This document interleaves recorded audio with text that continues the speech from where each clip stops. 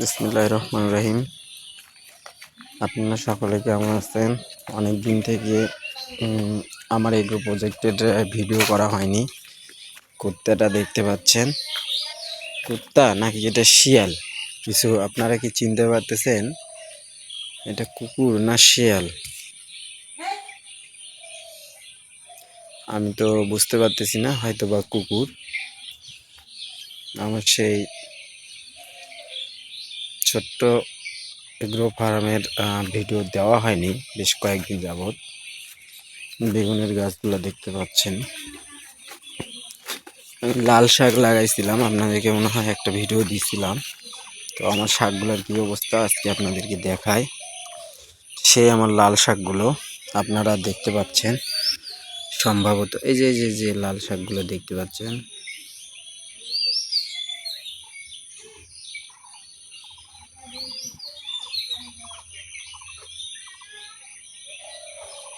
শাকগুলো মাশাআল্লাহ অনেক বড় হয়েছে আগের থেকে, এখন অনেক পাতা ছাড়ছে। এই যে দেখেন, আর অল্প কয়েকদিন গেলে হয়তো বা খাওয়ার মতো হবে।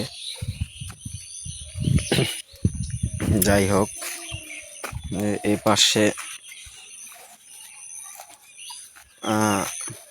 বৈথা শাক সেদিনও হয়তো দেখাইছিলাম আপনাদেরকে। আজ আমাদের ঢেঁড়সের গাছগুলো লাগাইছিলাম, বেশ কয়েকদিন এদিকে আসা হয়নি তো ব্যস্ততার জন্য। এই যে আমার সেই ঢেঁড়সের গাছগুলো হয়তো বা দেখতে পাচ্ছেন, এটা পুঁই শাকের গাছ। ঢেঁড়সের গাছগুলো আসলে অনেক বড় হয়েছে।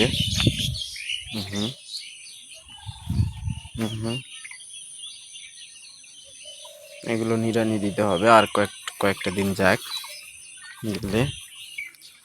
আর যে জায়গায় কলম শাক লাগাইছিলাম, এই যে কলম শাক, এগুলো মোটামুটি ভালো জ্বালাইছে। এই যে এগুলো কলম শাক দেখতে পাচ্ছেন, আগের থেকে অনেক বড় হয়ে গেছে এই কলম শাকগুলো।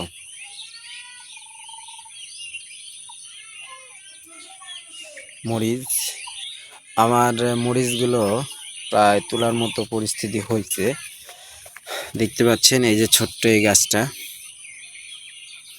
মরিচগুলো আলহামদুলিল্লাহ কতগুলো মরিচ আছে এই গাছটায়। হারভেস্ট করার মতো টাইম হয়ে গেছে। তো পরিশেষে এই যে শ্যাম, এগুলো হচ্ছে বাড়ি 4। আলহামদুলিল্লাহ, আশা করি আপনারা সকলেই ভালো আছেন, আমিও আলহামদুলিল্লাহ ভালো আছি।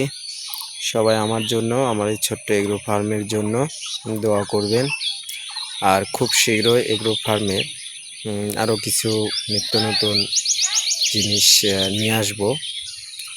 তো অবশ্যই কখন কি নিয়ে আসতেছি আমি আপনাদেরকে দেখাবো। মানে আগে জায়গাটা সুন্দর করে একটু সাইজ করে নিচ্ছি, তারপরে আর কি সব কিছু ঢুকাবো।